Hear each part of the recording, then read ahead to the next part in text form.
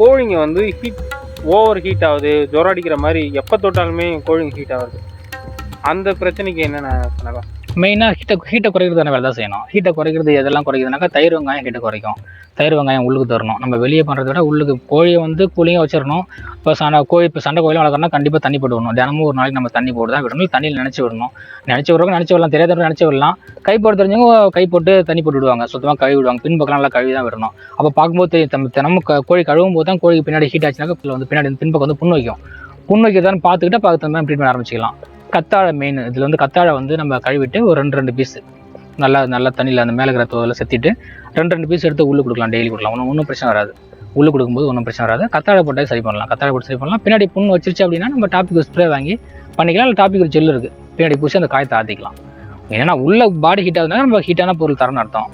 அந்த ஹீட்டான பொருளை குறைக்கிறதுக்கான வேலையை பார்க்கணும், வேறு ஒன்றும் இல்லை.